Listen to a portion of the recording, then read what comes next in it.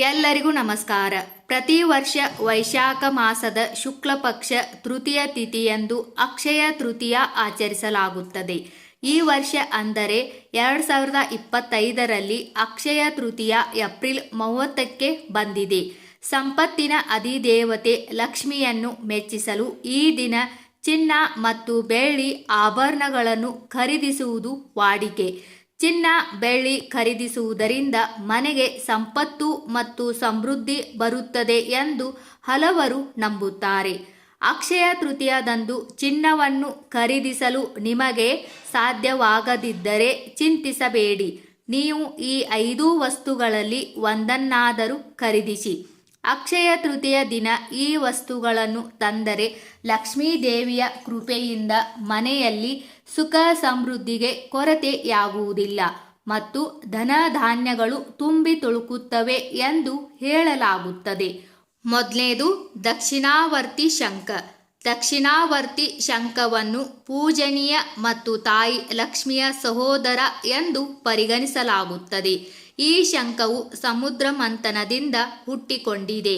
ಈ ದಿನ ದಕ್ಷಿಣಾವರ್ತಿ ಶಂಖವನ್ನು ಮನೆಗೆ ತಂದು ಪೂಜಿಸುವ ಮೂಲಕ ಲಕ್ಷ್ಮೀ ದೇವಿಯು ನೆಲೆಸುತ್ತಾಳೆ ಮತ್ತು ಅವಳ ವಿಶೇಷ ಅನುಗ್ರಹವನ್ನು ನೀವು ಪಡೆಯಬಹುದು. ಕವಡೆಯನ್ನು ಖರೀದಿಸಿ. ಲಕ್ಷ್ಮೀ ದೇವಿಯು ಸಮುದ್ರ ಮಂಥನದ ಸಂದರ್ಭದಲ್ಲೇ ಉದ್ಭವವಾದುದರಿಂದ ಈಕೆ ಸಾಗರಕ್ಕೆ ಸಂಬಂಧಿಸಿದವಳು. ಕವಡೆಯೂ ಕೂಡ ಸಾಗರದಲ್ಲೇ ಸಿಗುವ ವಸ್ತುವಾದ್ದರಿಂದ ಇದು ಲಕ್ಷ್ಮೀ ದೇವಿಗೆ ಬಲು ಪ್ರಿಯವೆಂದು ಹೇಳಲಾಗುತ್ತದೆ.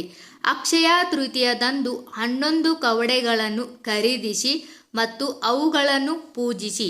ಇದು ಲಕ್ಷ್ಮೀ ದೇವಿಯನ್ನು ಸಂತೋಷ ಪಡಿಸುತ್ತದೆ ಮತ್ತು ಹಣದ ಭಂಡಾರವನ್ನು ತುಂಬುತ್ತದೆ ಮತ್ತು ನಿಮ್ಮ ಮನೆಗೆ ಸಂತೋಷ ಮತ್ತು ಸಮೃದ್ಧಿ ಬರುತ್ತದೆ. ಪಾದರಸದ ಶಿವಲಿಂಗ. ಮನೆಯಲ್ಲಿ ಪಾದರಸದ ಶಿವಲಿಂಗವನ್ನು ಇಡುವುದು ತುಂಬಾ ಮಂಗಳಕರ. ಅಕ್ಷಯ ತೃತೀಯ ದಿನದಂದು ಪಾದರಸದ ಶಿವಲಿಂಗವನ್ನು ಮನೆಗೆ ತಂದು ನಿಯಮಗಳು ಮತ್ತು ನಿಬಂಧನೆಗಳ ಪ್ರಕಾರ ಪೂಜಿಸಿ. ಇದನ್ನು ಮನೆಯಲ್ಲಿ ಇಡುವುದರಿಂದ ಶಿವ, ಲಕ್ಷ್ಮಿ ಮತ್ತು ಕುಬೇರ ದೇವರು ಶಾಶ್ವತವಾಗಿ ನೆಲೆಸುತ್ತಾರೆ. ಏಕಾಕ್ಷಿ ತೆಂಗಿನಕಾಯಿ. ತೆಂಗಿನಕಾಯಿಯಲ್ಲಿ ಸಾಮಾನ್ಯವಾಗಿ 3 ಕಣ್ಣಿರುತ್ತದೆ. ಆದರೆ ಒಂದೇ ಕಣ್ಣಿನ ತೆಂಗಿನಕಾಯಿ ಸಿಗುವುದು ಬಹಳ ಅಪರೂಪ. ಈ ಏಕಾಕ್ಷಿ ತೆಂಗಿನಕಾಯಿ ಸಿಕ್ಕಿದರೆ ಅಕ್ಷಯ ತೃತೀಯದಂದು ಮನೆಗೆ ತರುವುದು ಮರೆಯಬೇಡಿ. ಏಕೆಂದರೆ ಏಕಾಕ್ಷಿ ತೆಂಗಿನಕಾಯಿ ಲಕ್ಷ್ಮೀ ದೇವಿಯ ರೂಪವಾಗಿದೆ. ಏಕಾಕ್ಷಿ ತೆಂಗಿನಕಾಯಿಯನ್ನು ಹೊಂದಿರುವವರಿಗೆ ಲಕ್ಷ್ಮೀ ದೇವಿಯು ಆಶೀರ್ವಾದ ಯಾವಾಗಲೂ ಇರುತ್ತದೆ. ಅವರು ಜೀವನದಲ್ಲಿ ಎಂದಿಗೂ ಆರ್ಥಿಕ ಸಮಸ್ಯೆಗಳನ್ನು ಎದುರಿಸುವುದಿಲ್ಲ.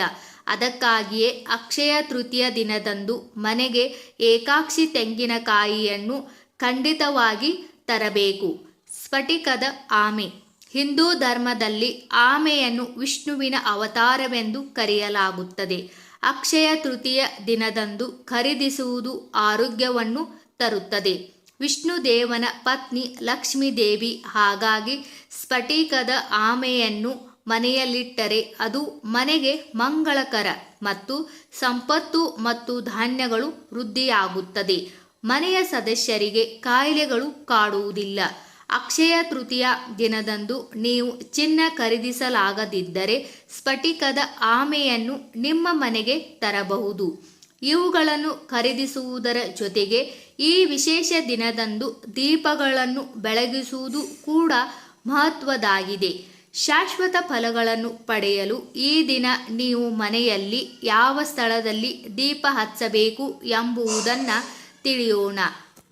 ಮನೆಯ ನೀರಿನ ಮೂಲಗಳ ಬಳಿ ದೀಪ ಹಚ್ಚಿ. ಅಡುಗೆ ಮನೆಯಲ್ಲಿ ಕುಡಿಯುವ ನೀರನ್ನು ಇಡಲು ಒಂದು ವಿಶೇಷ ಸ್ಥಳವಿದೆ.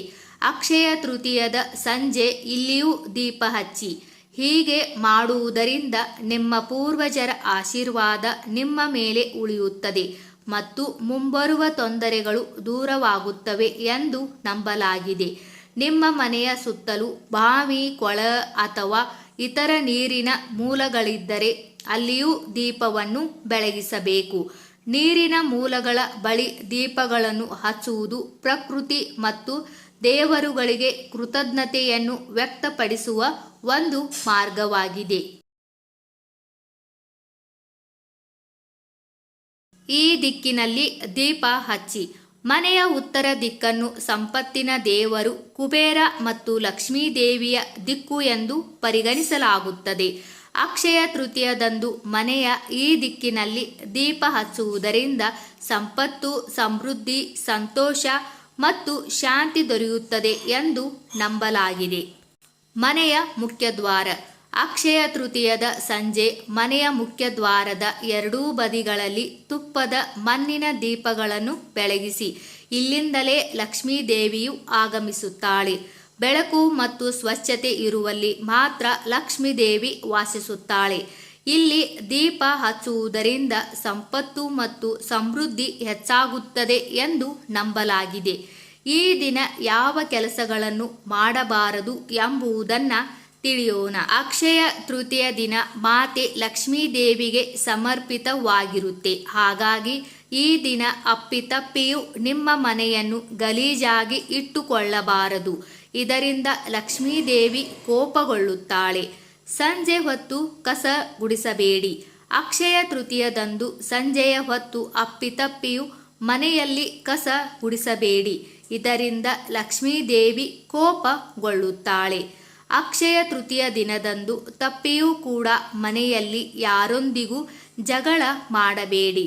ಜೊತೆಗೆ ಈ ದಿನ ಮನೆಯ ಹಿರಿಯರ ಜೊತೆಗೆ ಅಥವಾ ಮಹಿಳೆಯರಿಗೆ ಅವಮಾನ ಮಾಡಬಾರದು. ಯಾರಾದರೂ ಅಗತ್ಯ ಇದ್ದವರು, ಹಸಿವಿನಿಂದ ಬಳಲುತ್ತಿರುವ ವ್ಯಕ್ತಿ ನಿಮ್ಮ ಬಳಿ ಬಂದರೆ ಅವರನ್ನು ಬರಿಗೈಯಲ್ಲಿ ಕಳುಹಿಸಬೇಡಿ. ಅವರಿಗೆ ನಿಮಗೆ ಸಾಧ್ಯವಾದಷ್ಟು ಕೊಟ್ಟು ಕಳುಹಿಸಿ. ಅಕ್ಷಯ ತೃತೀಯ ದಿನ ಇವುಗಳನ್ನು ದಾನ ಮಾಡಿ. ಹಿಂದೂ ನಂಬಿಕೆಯ ಪ್ರಕಾರ ತುಪ್ಪ ದುಷ್ಟಶಕ್ತಿ, ನಕಾರಾತ್ಮಕ ಶಕ್ತಿ ಹೊರಗಿಡುತ್ತದೆ ಎಂದು ನಂಬಲಾಗಿದೆ. ಈ ದಿನ ಮನೆಗೆ ತುಪ್ಪ ತನ್ನಿ. ಅಲ್ಲದೆ ಈ ದಿನ ತುಪ್ಪದ ದೀಪ ಹಚ್ಚಿ ಶ್ರೀ ವಿಷ್ಣು ಹಾಗೂ ಲಕ್ಷ್ಮಿಯನ್ನು ಆರಾಧಿಸಿ.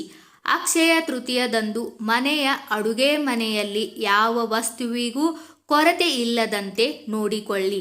ಈ ದಿನ ಮನೆಗೆ ಅಕ್ಕಿ, ರಾಗಿ, ನವಣೆ, ಬೇಳೆ ಕಾಳುಗಳನ್ನು ತನ್ನಿ. ಈ ದಿನ ಮನೆಗೆ ಹಸಿರು ಸೊಪ್ಪು ತರುವುದು ಶುಭ. ಹಸಿರು ಶುಭದ ಸಂಕೇತ. ಈ ದಿನ ಸೊಪ್ಪು, ಹಸಿರು ತರಕಾರಿ, ಹಸಿರು ಬಣ್ಣದ ಕಾಳುಗಳನ್ನು ತನ್ನಿ. ವಿಳೆದೆಲೆ ಮತ್ತು ನೀರು.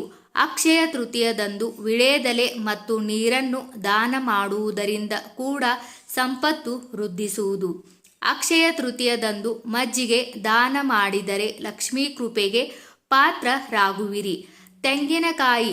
ಈ ದಿನ ಬ್ರಾಹ್ಮಣರಿಗೆ ತೆಂಗಿನಕಾಯಿ ದಾನ ಮಾಡಿದರೆ ನಮ್ಮ ಪೂರ್ವಜರಿಗೆ ಮೋಕ್ಷ ಸಿಗುವುದು ಎಂದು ಹೇಳಲಾಗುತ್ತದೆ. ಈ ದಿನ ಚಂದನ ಅಥವಾ ಶ್ರೀಗಂಧದ ಸುಗಂಧದ ದ್ರವ್ಯವನ್ನು ದಾನ ಮಾಡಿ. ಸ್ನೇಹಿತರೆ, ಈ ಮಾಹಿತಿ ನಿಮಗೆ ಇಷ್ಟವಾದರೆ ದಯವಿಟ್ಟು ನಮ್ಮ ಚಾನೆಲ್ ಸಬ್ಸ್ಕ್ರೈಬ್ ಮಾಡಿ, ವಿಡಿಯೋಗೆ ಲೈಕ್ ಮಾಡಿ, ವಿಡಿಯೋನ ಶೇರ್ ಮಾಡಿ. ಎಲ್ಲರಿಗೂ ಧನ್ಯವಾದಗಳು.